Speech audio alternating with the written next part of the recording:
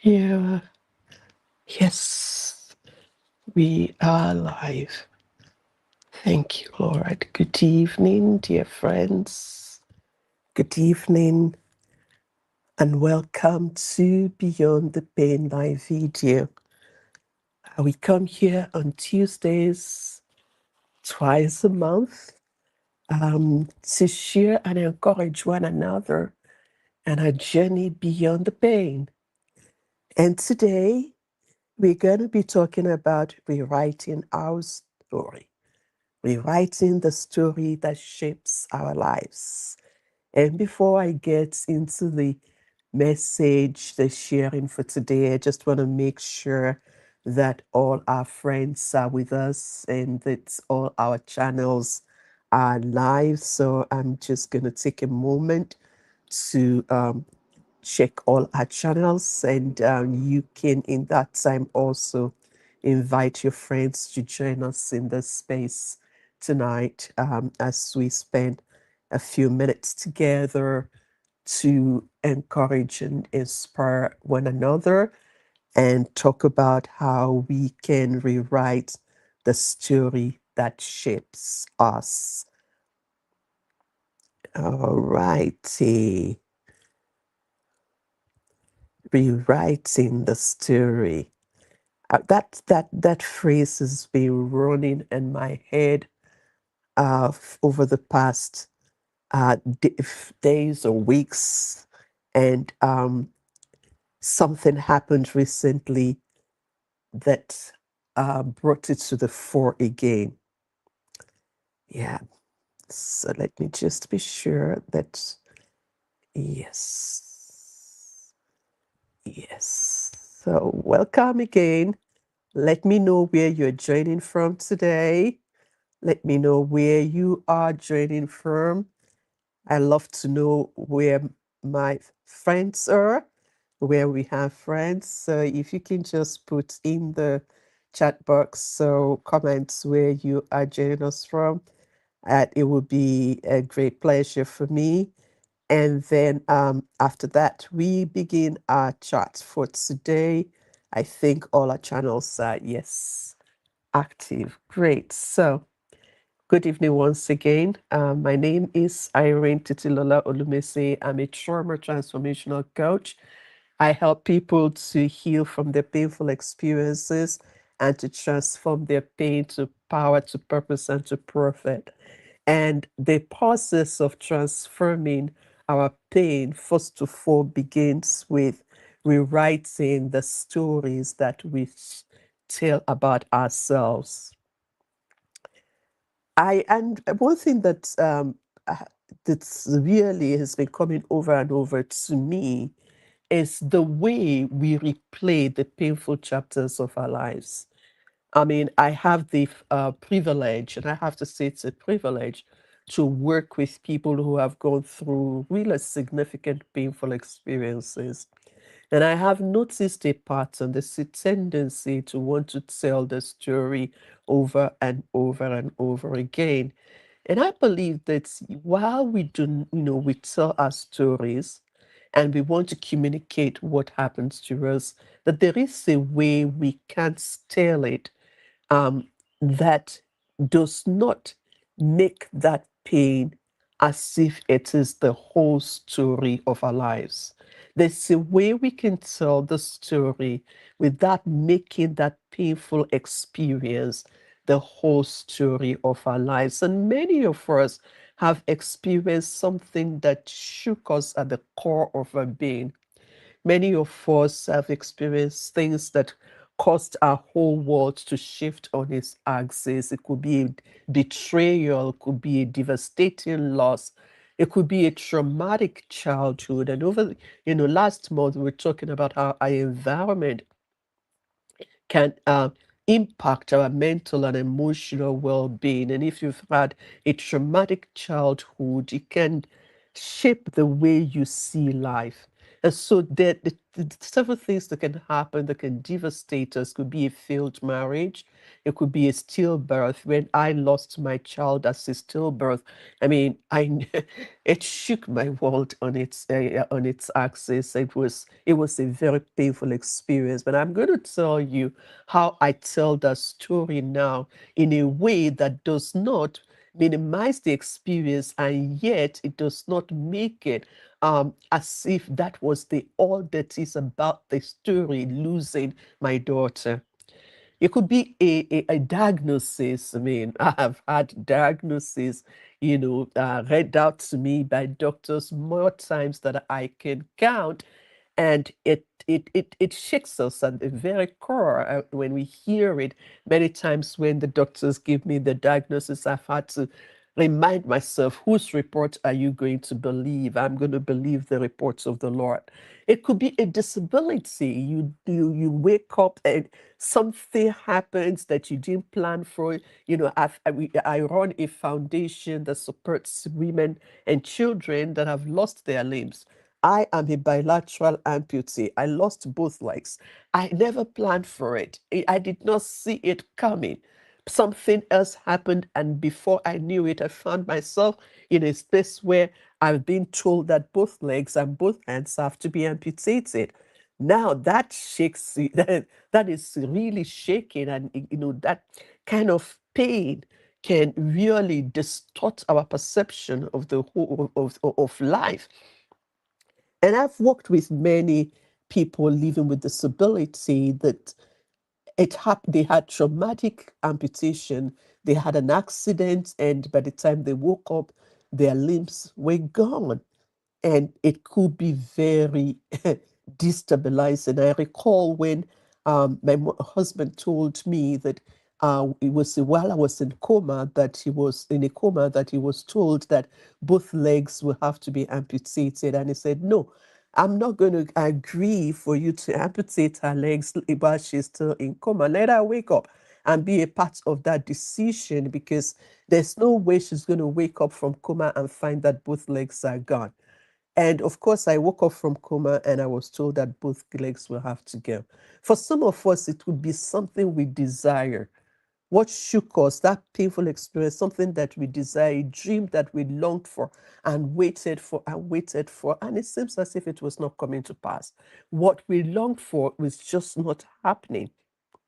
And so it can really become the story that we speak again and again. That incident, that thing that happened to us, becomes what we're talking about, and the story we are telling about ourselves over and over and over and over and over again, until it becomes our identity. And it's all about the way we are telling the story. I tell my clients that I don't want you to rehash the pain. Let's reframe this story in a way that has hope in it. Let's reframe the story in a way that can bring something out of it, so that it is not a story of complete loss, because really, there is no event of our lives that is a waste. There is something that we can bring out of every painful experience of our lives. We will learn lessons from it. So it's all about how we perceive it, and that's what this sharing today is all about. And for those for people who have gone through these experiences that I've shared earlier, which is not exhaustive. I mean, you can add your own story to it. It's the story that you're telling about your life, especially. I mean, it's not what you post online. It's not it's not even what people assume when they look at you.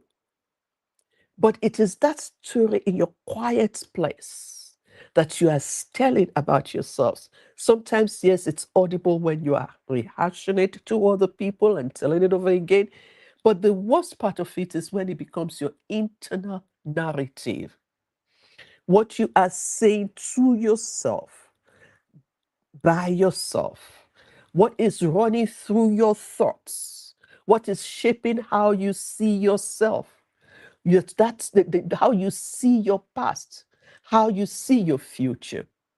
When I work with my clients, I always tell them that it is really a lot of power to give to an incident in our lives, something that happened to us in the past, to allow it to shape the way we see our lives today, the way we live our lives today, and to define our future. That is a lot of power. And so when I say that we transform pain to power, I mean that we harness that power of that painful experience and transform it into something that is meaningful, something that can serve a greater purpose. Because honestly, I mean, and I think I've said this in this space a lot of time, that it is a tragedy that something happens to us that breaks us. But it's a double tragedy if we never put back the pieces and heal. That is double tragedy.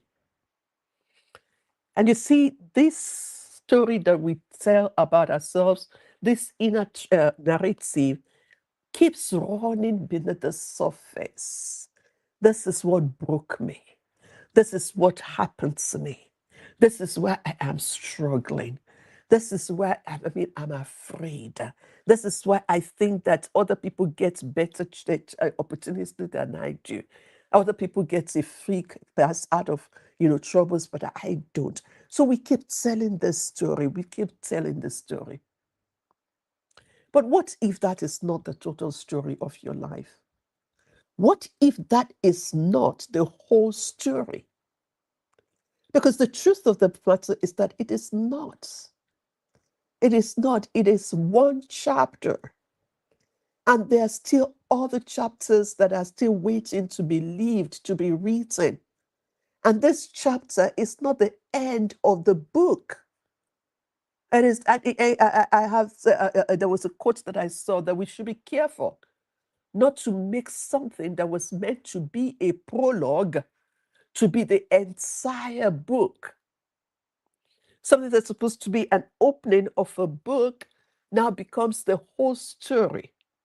And that is what happened if we do not rewrite the story that we speak about ourselves, if we do not rewrite the inner narrative that runs beneath our thoughts. We make that one chapter the entire book of our lives. And I am happy and I'm very pleased to inform you tonight that that story is not even finished. That chapter is not even finished. Not to talk about the book, the whole book. That chapter that you are recalling and recalling, it's not the whole story. It is editable.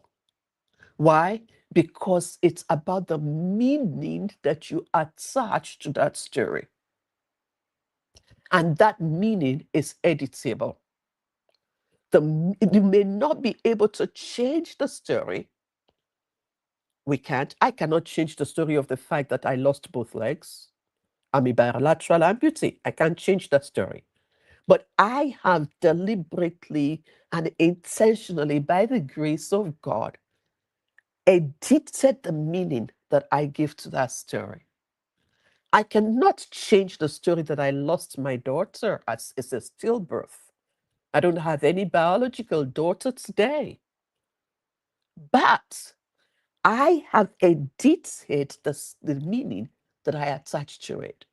I do not allow her life to be just the fact that she came and she left, but I allow her life to have meaning, a meaning that is helping other people, that it is possible to recover from stillbirth.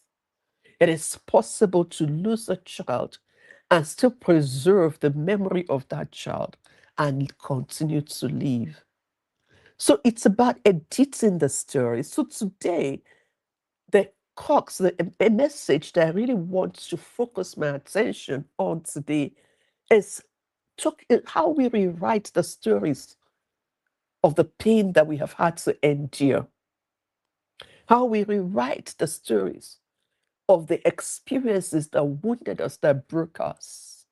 But without denying that it happened, without minimizing it, but yet we we transform that story to something that carries the truth and perhaps even that has a purpose. And I'm not going to come here and tell you what I have not experienced, what I have not done. I lived 20 years with chronic respiratory disease. And it had 7 long years on oxygen, 3 years on ventilator. Then I had the lung transplant, and then I had both legs amputated. But what I'm doing with that story today, by the grace and mercy of God, is even, it blows my mind because I see what God is using that story to accomplish through the foundation that is supporting other amputees today to be able to get limbs to work again. That is why I am in this space. I would never have, come to that place where I want to become a trauma and transformational coach if I didn't go through all that experience. And so it is possible for us to harness something out of that story that we can use to edit the meaning that we ascribe to it and transform that story, that painful story, into something that carries hope. It is something that gives us a sense of worth rather than diminishing us.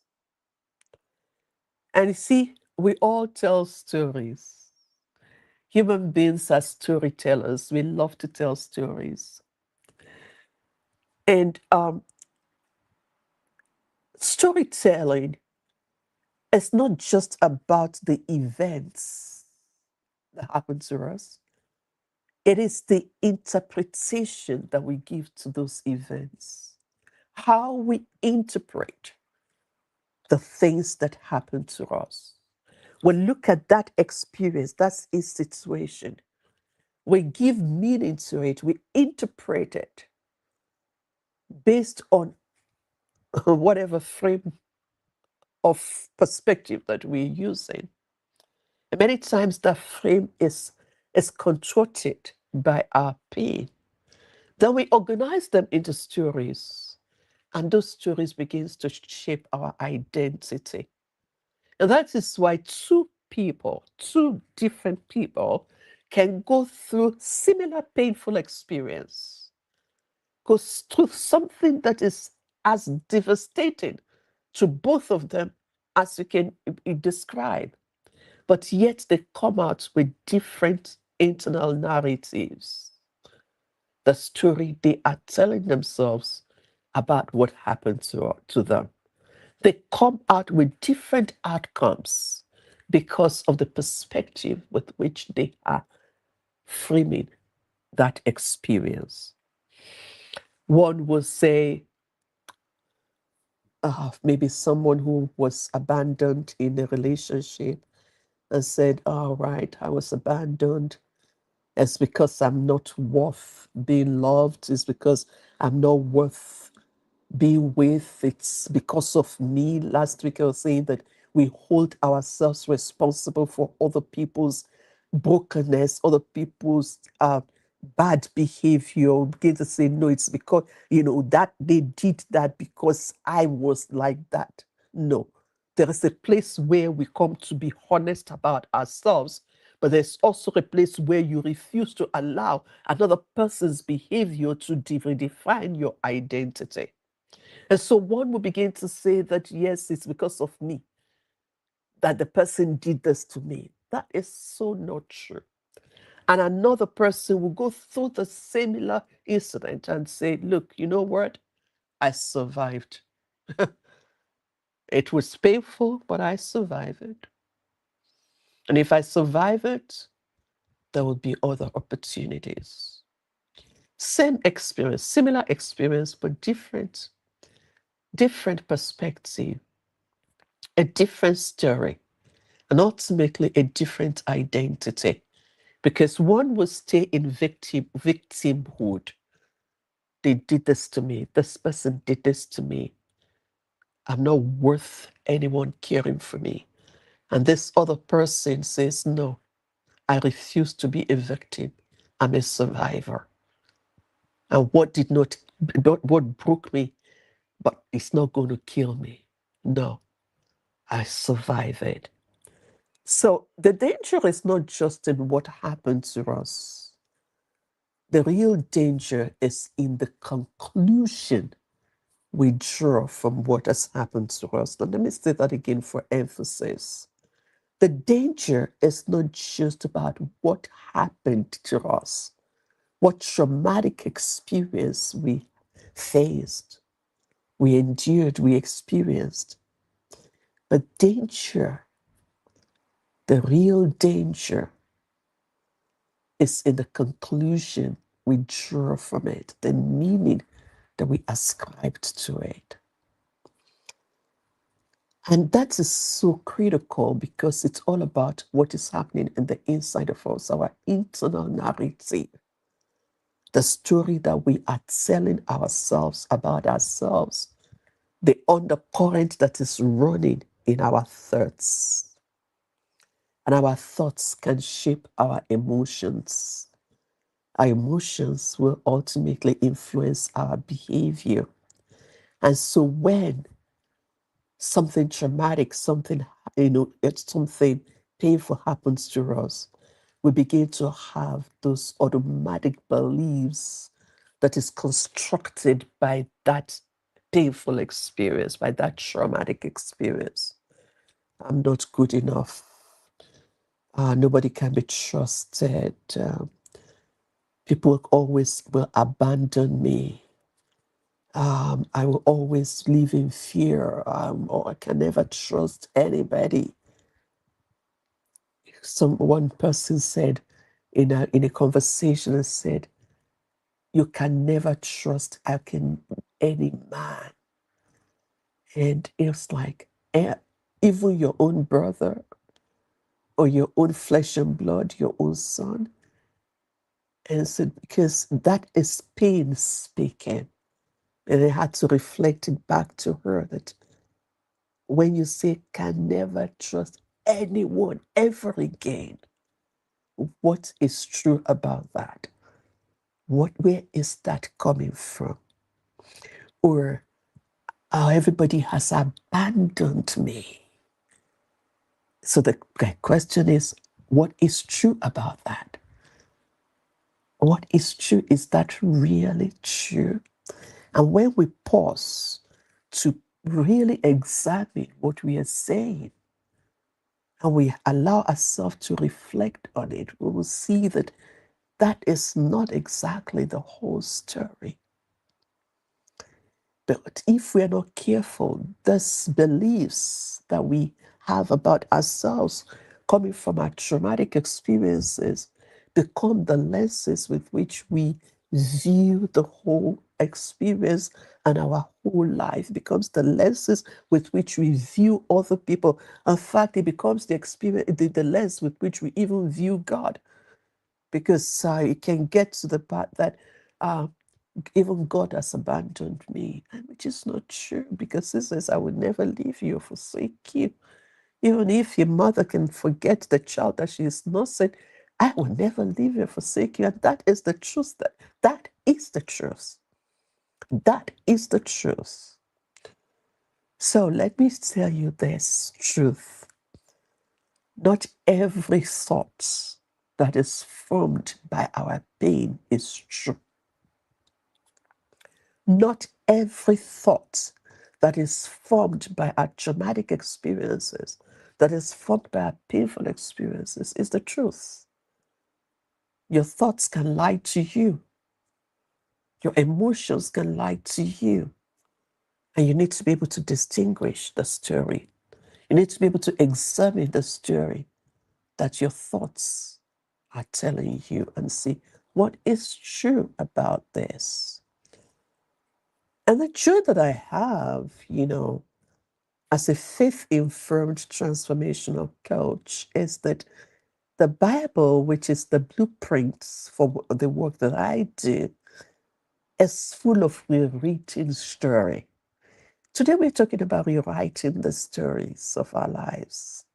And it's good to examine some series of rewritten stories of people who went through difficult situations, but they choose to reframe how they are perceiving it. They choose to reframe how they're saying it. They choose to edit the meaning they're ascribing to that incident. Joseph's story is one of those examples. I mean, this young man was betrayed by his own brothers. It cannot get any worse than that.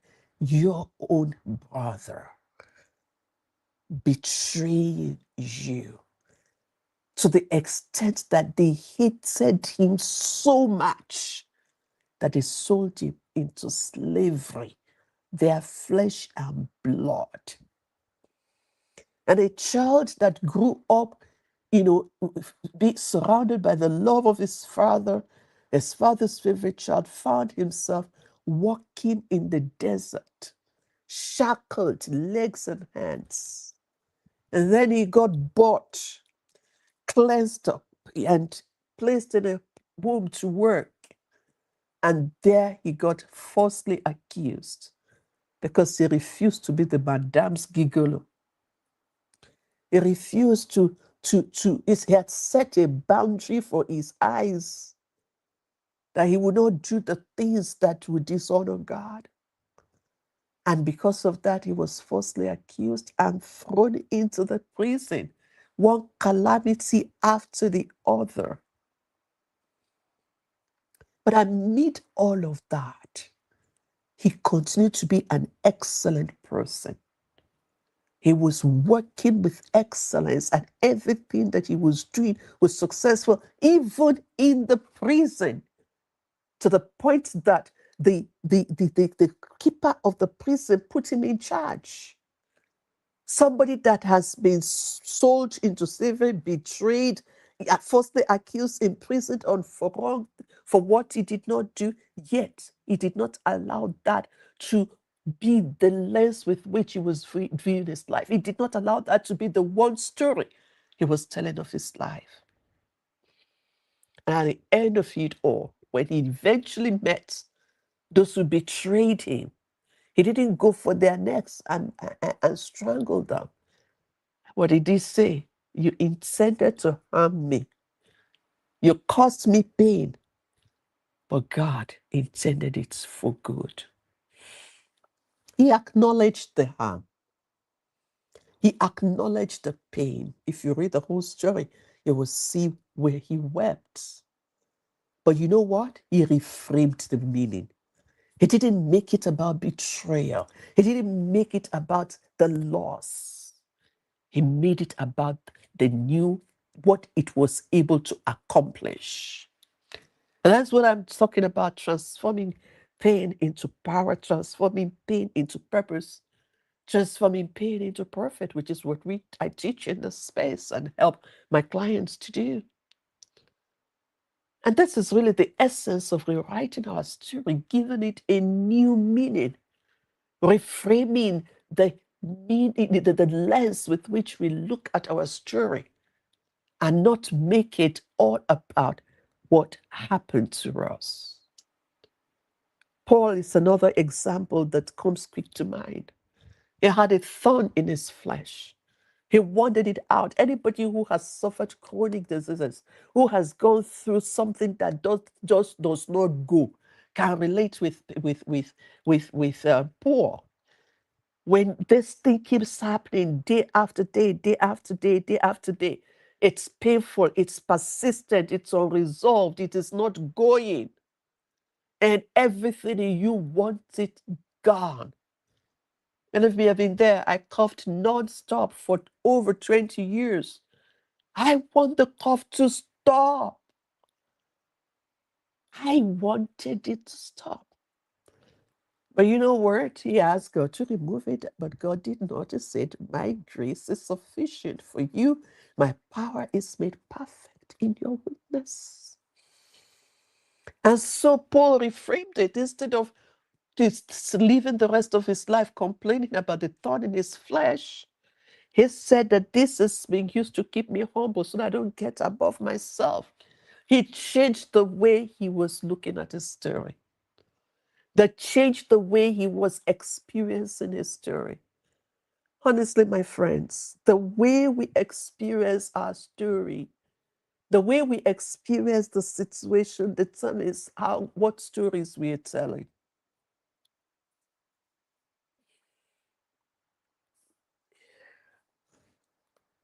We don't deny the pain, but what do we tell about it? What do we say about it? And truly, I believe that whatever our story may be of pain, of hurt, of neglect, of betrayal, of disappointment, of grief, of loss, of abuse, our stories are redeemable. They are redeemable. Our stories are redeemable. Recently, I hopped upon a story on the social media on Instagram. It was Olori Tuashe, the wife of the Tuashe of Asaba. And she was, she just turned 40 recently, and she wrote a book about how our story was redeemed. That, the person that you see today shining and radiating as Olori, the wife of the king, a queen, because she's a queen, that's what she is. Now, that was not the beginning of her story. And it was that she titled the book Redemption. It was all about how our story was redeemed. And I believe that every one of our stories are redeemable if we put it in the hand of the one who defined redemption himself. Because when you look at the cross, it's like it looks like it represents defeat, humiliation, loss, death, failure. And yet, that cross that you can ascribe failure to, that you can ascribe death to, that you can ascribe loss to, that you can ascribe pain to, humiliation, because that was the height of humiliation. Jesus dying on the cross. Yet, that became the greatest story of redemption. What was meant to be an instrument of suffering became a symbol of salvation. And so, that in itself, the story of resurrection, the story of transforming the cross into an emblem of redemption, just indicates to us that God specializes in rewriting our stories and giving it different endings. On Sunday, I celebrated 13 years anniversary. In the amputee community, we have what we call anniversary, where we celebrate the date where our limbs were amputated. And so for me, it was 13 years that my legs were amputated on last Sunday. And I was sharing the story that what was loss, a loss, the loss of two legs has been transformed to a legacy. And it's still in process, a legacy that we're building now. So it was from loss to legacy. That is rewriting the story, allowing God to rewrite the story of loss and give it an end that is a legacy.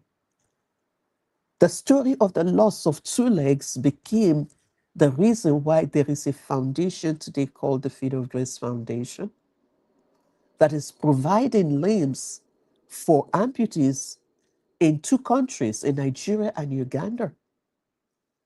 And I looked at it, I reviewed the figures, and we have, from losing two legs, we have given over 160 legs to others, women and children.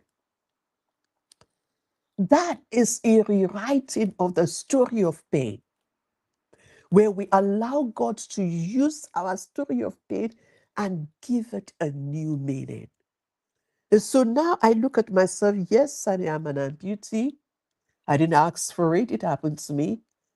But that is just one chapter of the story. Losing my legs was just a comma, it's not a full stop. I know somebody always says that don't never let what was meant to be a comma become the full stop.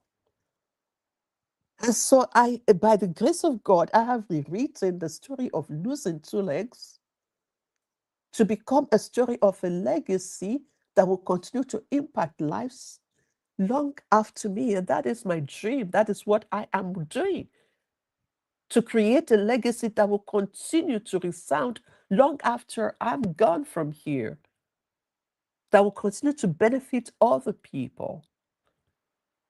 All of us can have a new meaning, a new ending to the story of the pain that happened to us. God specializes in rewriting stories. Just look at how Moses went from being a murderer to becoming a deliverer. Or Ruth, who went from being a widow, who called, she looked at her story, and said to people, don't call me Naomi. Let me first of all start with Naomi. I said, don't call me Naomi, call me Bitsa. That was how she interpreted her pain. The loss of three men in her life, her husband and her two sons, to becoming the caretaker, the nurse for a child that is part of the lineage of Jesus Christ. And look at Ruth, her daughter-in-law that followed her, went from being a widow to become an ancestor of kings, a mother of kings. Her story did not end because with the loss of her husband, it was transformed and rewritten. Paul went from being a persecutor to becoming an apostle. His story did not end with persecuting others. So you will see that we have great examples to encourage us in the Bible, that our stories can be rewritten, they can be given new endings, new meanings. It's not because the past disappeared, but because through God's grace, they were able to get new meanings. So the past painful experience will never disappear. It will remain in our history. It's one chapter. But we can receive the grace of God that is sufficient for us to have a new meaning conferred on our experience. And he did it before and still doing it again. Look at Nick Vujicic, born with no limbs, with stumps. He went through the crisis of walking through that traumatic experience. But he did not allow that to be the final chapter of the story of his life. He transformed his pain to purpose. And look at him today, inspiring so many people with his story. It has not changed the fact that he doesn't have limbs. But despite that, he has a new meaning to his limblessness. So it's not bypassing what has happened to us. It's not forcing a gratitude that we are happy for what happened to us. No. And it's not calling something that is painful and harmful good. No. It is rewriting the meaning. We can't change the facts.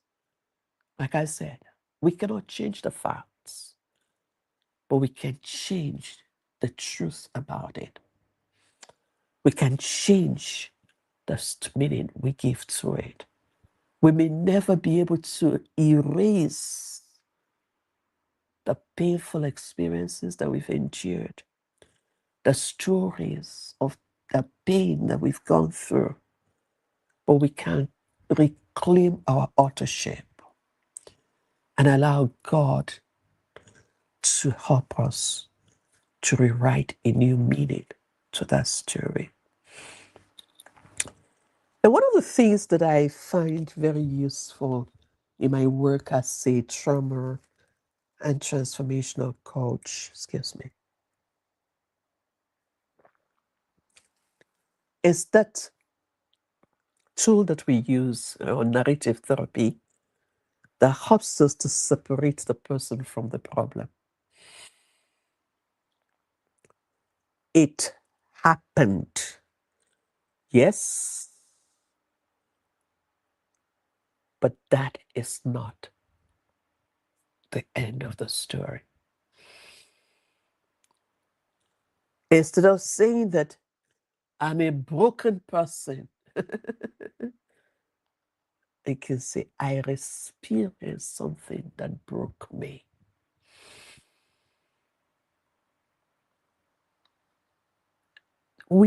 It's so simple, but it's profound. When people say to me, especially in the hospital, your cough, your name the disease and call it. I said, no, I am not what I suffer from. It is not my disease. It is not my affliction.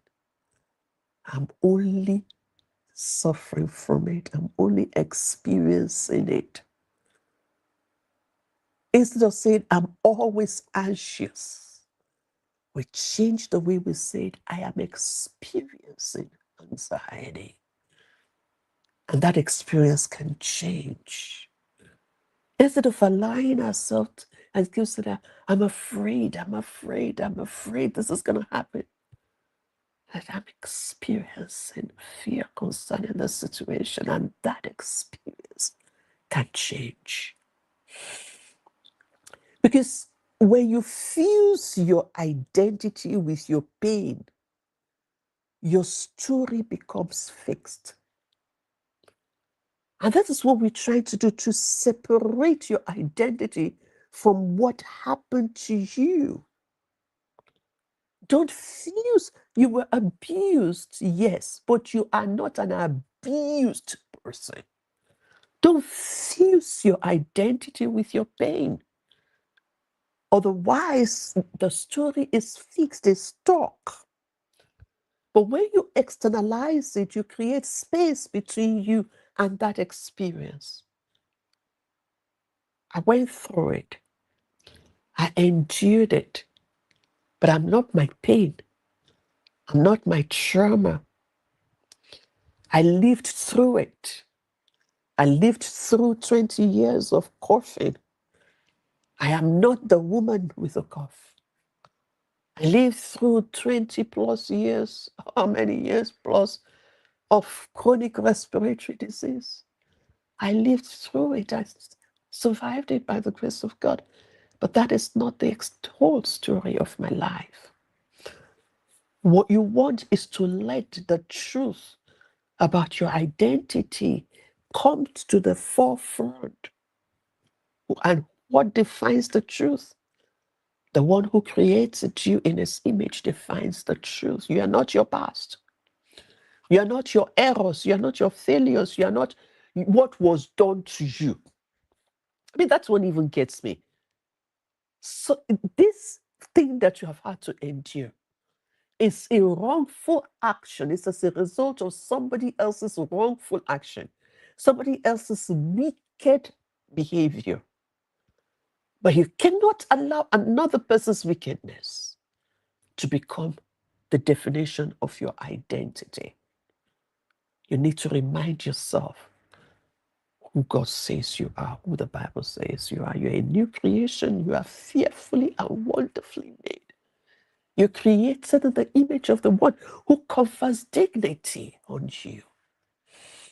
You're redeemed. I mean, I love the way that Oloritrashi, reframed her story and says it's redemption. And rewriting your story begins with reclaiming your identity, to know who you are. And you're not defined by your errors. You're not defined by what was done to you. You're not defined by what happened to you. You're not defined by the mistakes of your past. You're not defined by your pain. And so it takes determination, awareness, and intentionality for us to challenge our distorted thoughts that frames the story that we tell about ourselves. Somebody who says that this is always happening to me. No, it is not. Somebody could say, I will never be safe again because this is what happened to me. No, that's not true. No one can be trusted. No, that's not true. It's not. It is the pain that is speaking. And it's time to silence the voice and to give it a new language to speak. To teach it a new language.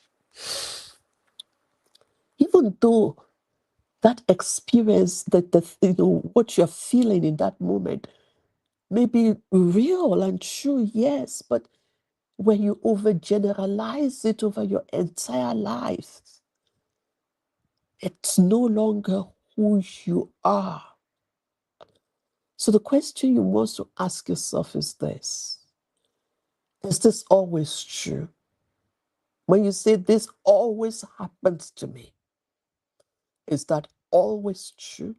Ask yourself, what is true about what I am saying about myself? What is it? What is the evidence that supports that this always happens to me? Let's go to the roots. And what are the evidences of the things that challenges it? When somebody says to me, nothing good ever happens to me, and give me an evidence that nothing good ever happens to you. And so they begin to tell me this one, I wanted to do this, it never happened. I wanted to do that, it never happened. I wanted to do that, it never happened. And I said, okay, did you want to wake up this morning? I said, yes. And you did wake up. Something good has happened to you, so you can't tell me nothing good ever happens to you. It may be simple, but it is so profoundly powerful in helping us to break the pattern of distorted thoughts.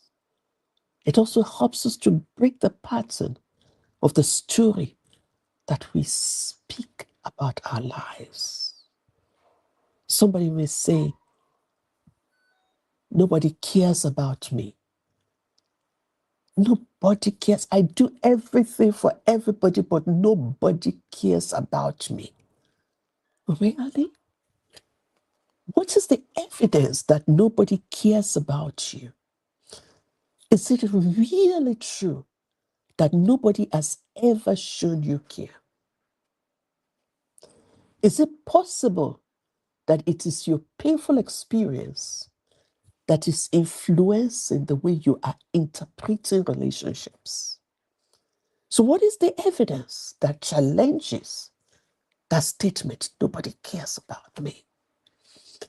Because at the end of the day, you know that is not true, but your pain wants you to hold on to that as the truth so that it can continue to discolor the way you see life, the way you perceive life.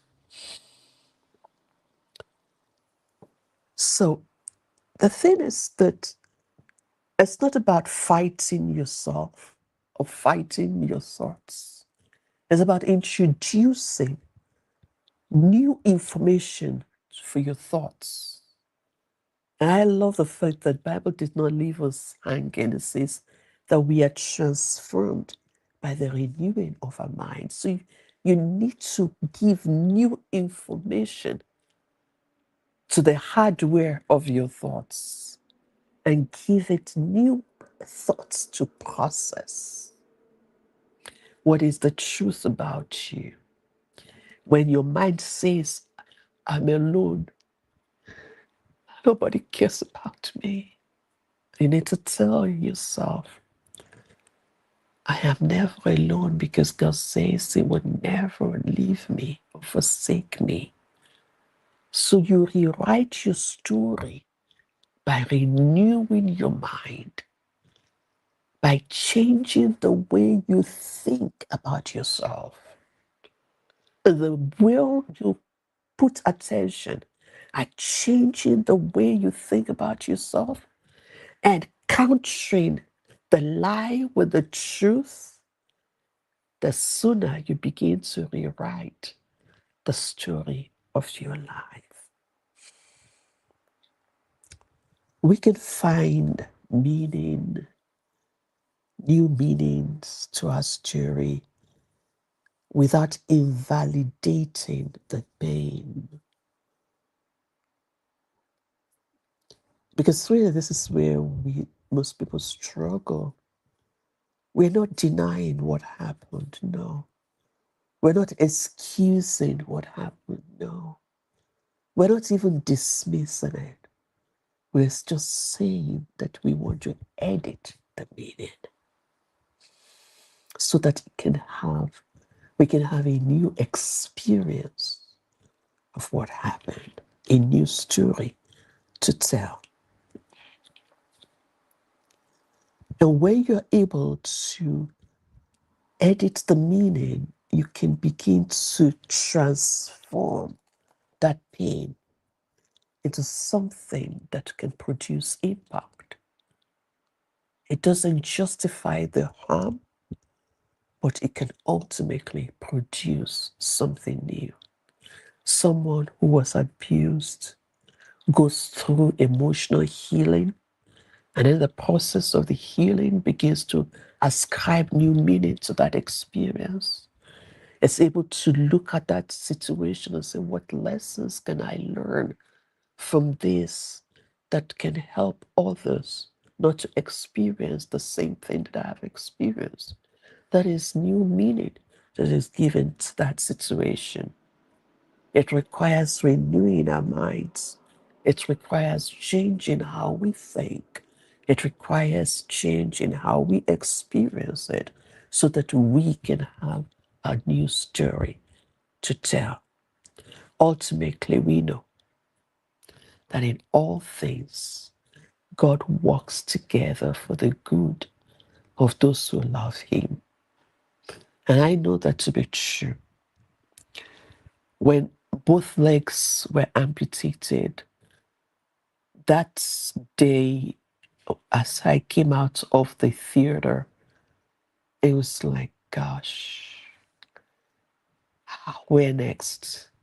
Where do we go from here? The future really looked uncertain and bleak.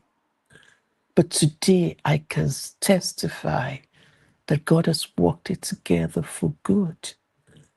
There's so many lives that are being impacted by the transformation of that pain, so that your pain no longer becomes a place of suffering, but it becomes a place where empathy exudes. It becomes a source of wisdom. It becomes a foundation of helping others. It becomes a testimony of what you survived, a testimony of resilience. Yes, our stories can hold grief in one hand and growth in the other hand. It's all about the meaning that we give to it. And the first step, it starts with naming it. What is this pain all about? What is this experience all about? Honestly, naming it. And be vulnerable to name it. This is what happened to me. This is what I endured. Okay? But I'm still here. What new meaning can I create out of this? How do I heal from this incident that will help me to transform this story?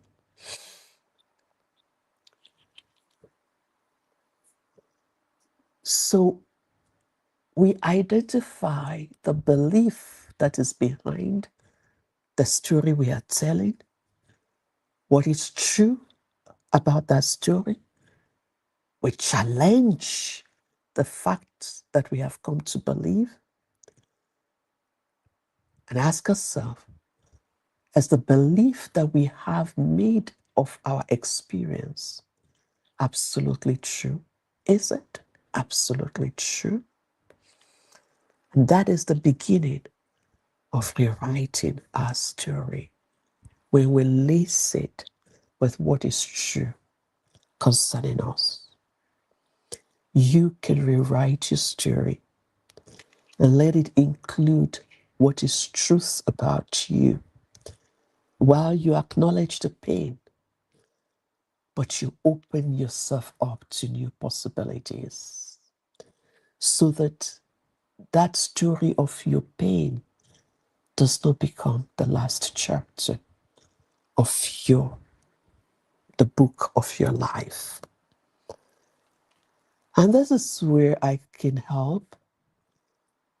That's what I support my clients to do, to heal from their painful experiences, so that they can transform their pain to power, to purpose, and to profit, to rewrite a new story, a story that is filled with meaning, a story that is full of strength, a story that is full of hope, a story that is that presents the growth that we can experience through something that happened that hurt us.